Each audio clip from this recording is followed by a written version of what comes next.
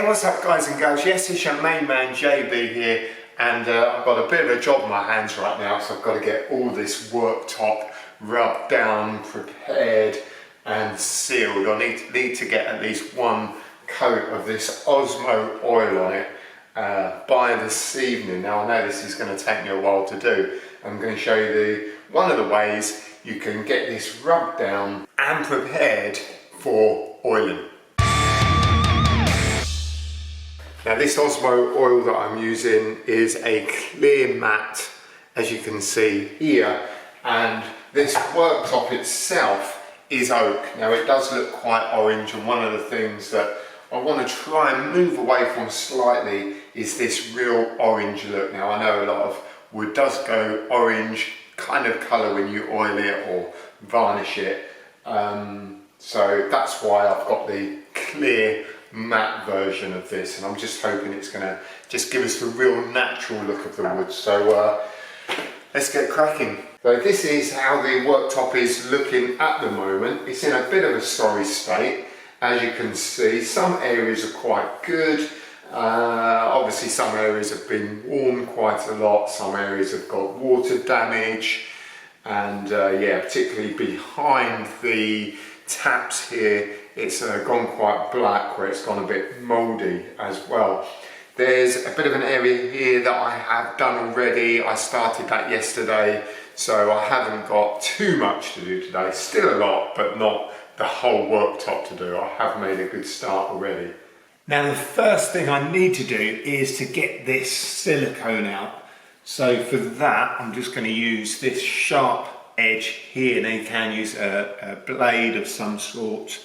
It just needs to be really careful, obviously, not to damage the tiles and not to take any chunks out of the wood.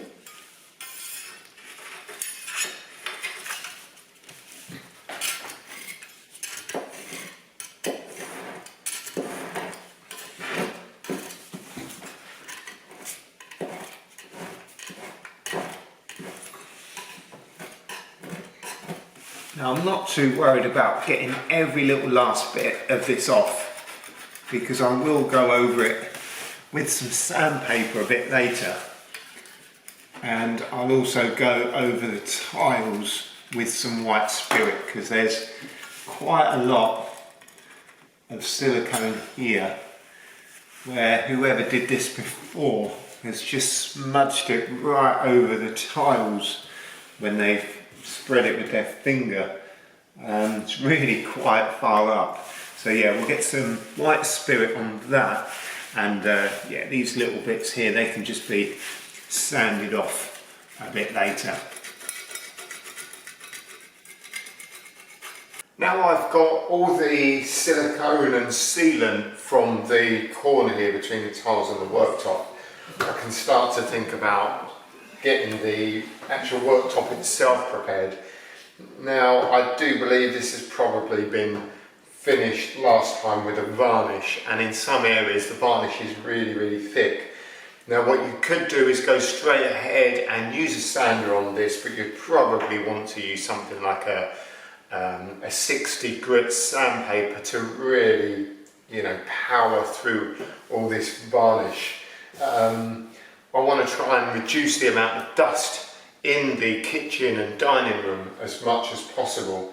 So although I'm going to have a vacuum on my sander, one of the things you can do, just to get rid of some of the varnish without making lots of dust, is to use some kind of scraper like this or like this, or you could use a blade like this, obviously taking the blade out, or a blade like this, which is what I prefer because it's quite long. So what we're going to do with this, quite simply, And this is totally optional, because as I say, you could just go straight in with the sander. But the thing I like about this is that you can just go along the surface like this quite easily and pick up quite a lot of varnish and just take that top surface away. Actually, by doing this, you kind of save yourself getting all this lot up in the air and, you know, all the dust in the air and all over your furniture. So I like to do this just initially to get rid of the majority of the varnish off.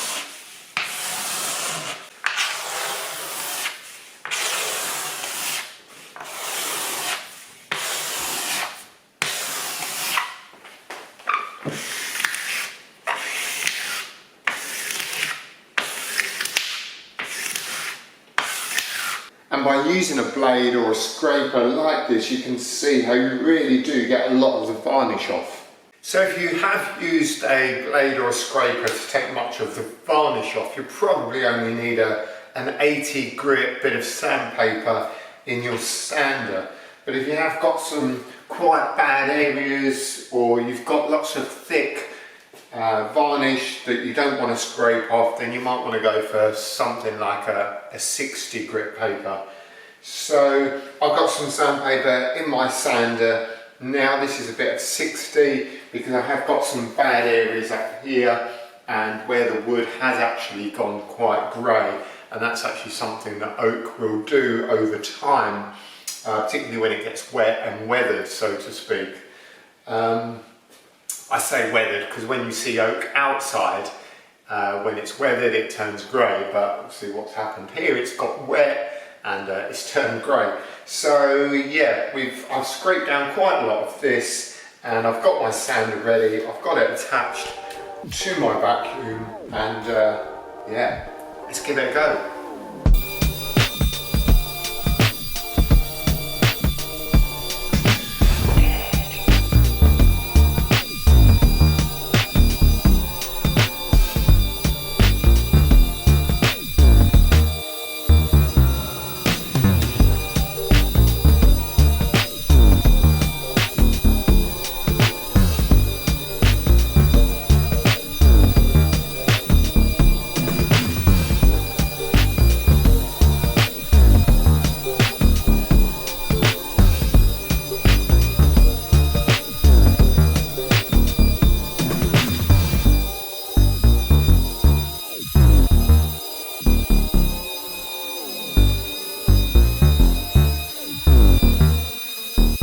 So that has now been sanded with a combination of 80 and 60 grit sandpaper. You can obviously see there where that hasn't been sanded, but all of that looks quite different now. It's obviously got a much paler, greyer look to it, where this is still really orange.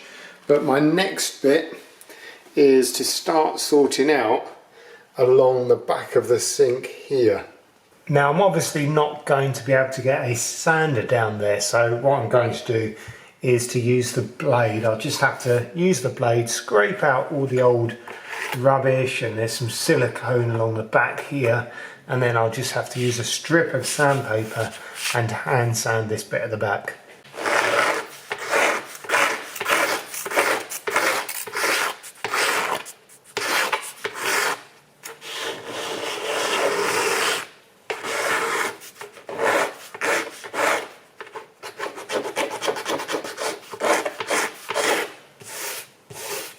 I've now finished all the sanding of the worktop, and I've done that with an 80 grit paper. I've done all the edges, I've got all the silicone out. That is now ready to sand again, but I'm going to now go down to a 120 paper just to get it even smoother. I mean, it feels absolutely lovely now, I can't take my hands off it. But I'm going to put some 120 in the sander and go over that now.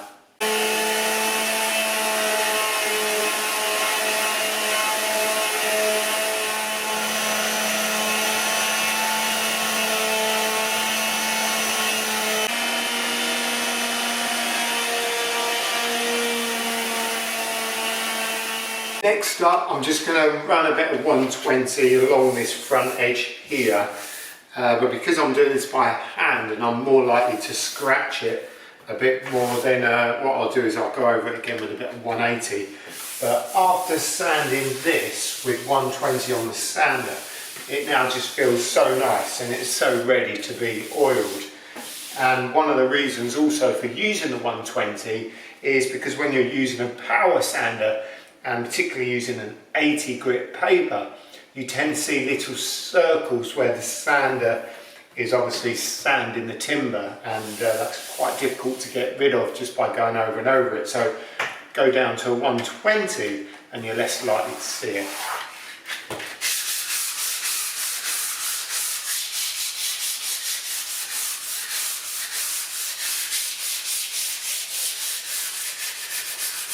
So I've got myself a nice new brush to do this with. It's a 2-inch Purdy Elite synthetic brush, which should be just perfect for this. I'm actually going to apply this straight from the tin because I'm probably going to use pretty much all of this, and I'm not too worried about there being any left over at the end, and I'm not going to get any bits in it, any debris or anything, because there's not going to be anything on the worktop. So right, here we go.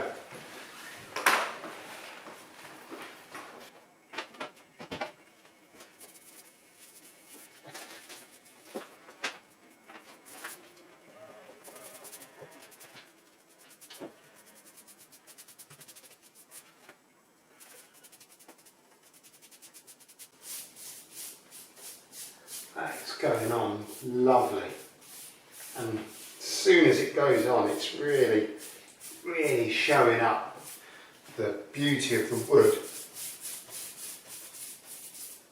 That is looking amazing already.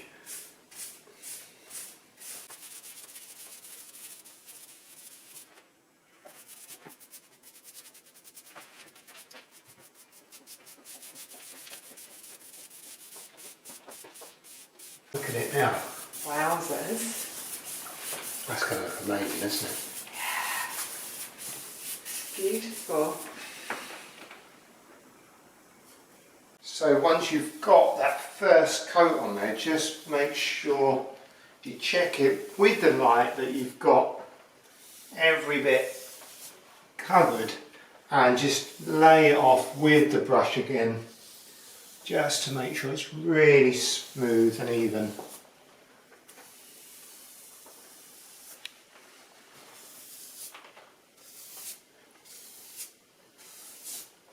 Just like that.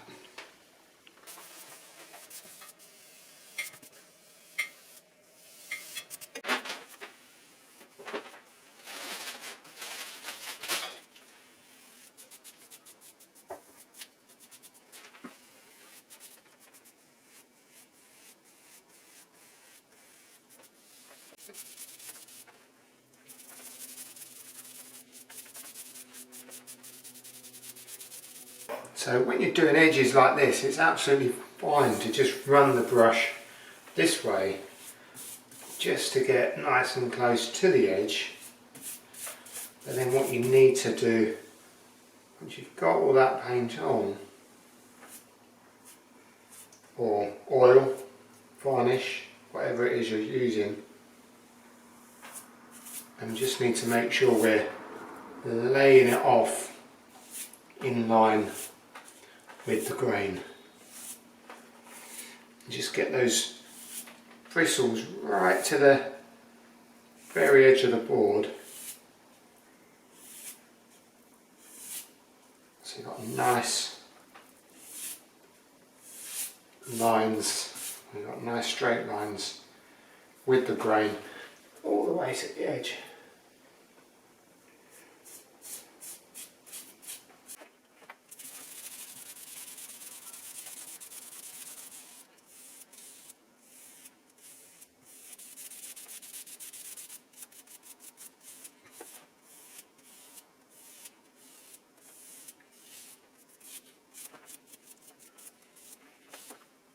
Look at the shine on that. Well, it's because it's wet, but this is a matte finish, so it will definitely start to dry flatter or less shiny than that. Bit of a shame that it's gone dark again at the back of the sink. I mean, that was rubbed right down and it went a lot lighter, but that's just a shame really. The people here before obviously didn't take care of it too much, but overall I'm really happy with how that's looking. So I'm going to give a final check, just have a look around, make sure that there's no areas that haven't been covered, and I might just lay off any areas that are looking a little bit thick still, but here it is starting to dry already, and that's probably because it's bare timber and it's really soaking it in. Second coat, it will definitely take longer.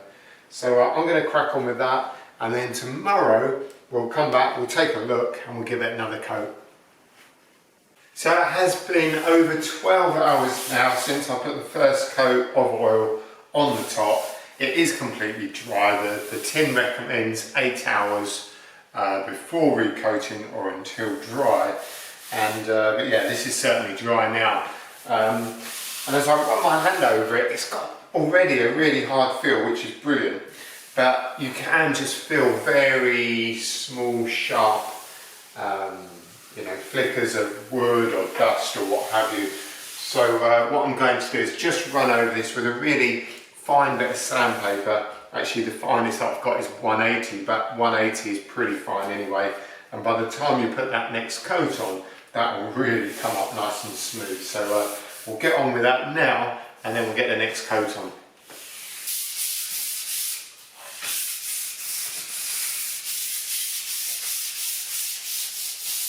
And it really does only just need a wipe like that, just to get it down really smooth, just get rid of all those sharp bits that you can feel.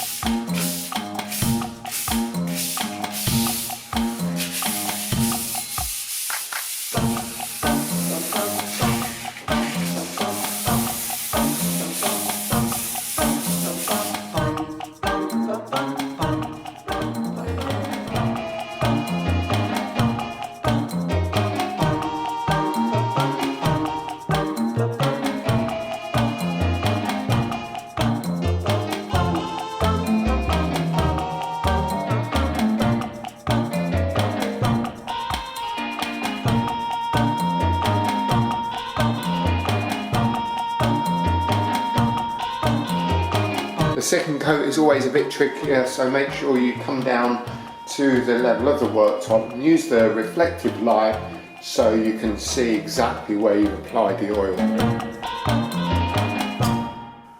Lovely, second coat done, and we're just going to leave that again for another 8 hours or so to dry. It's now actually been 24 hours since I applied this second coat, and it's looking and feeling almost perfect now. And I think you could get away with 2 coats, definitely could get away with 2 coats, but there are just a couple of areas where you can see some of the grain, and I feel that the oil and wax hasn't quite got in to every nook and cranny, and that's obviously going to be really important to ensure that the worktop is completely sealed. So yeah, I'm going to go for it. I'm going to put one more coat on, which will be 3 coats, and then that's definitely it, because as I say, this is really nice and it looks good, but I just want to go one more coat to be absolutely certain. So let's crack on with that now.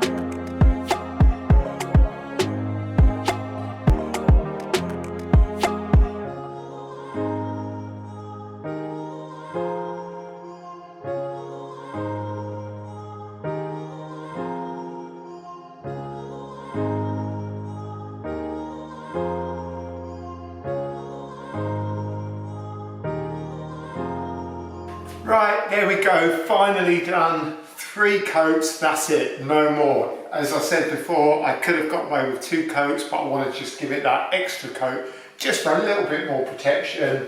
It's probably been about 6 hours now since I finished it, and it is touch dry, and it feels absolutely amazing. I'm not going to put anything on it yet because you do need to give it quite a bit of time to really go off and cure. But I'll get everything on a bit later this evening.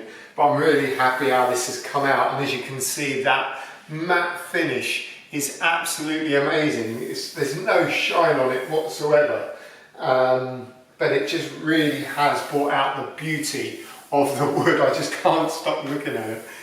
So there you go, it's the OSMO Polyx oil high solid, and this was the clear matte.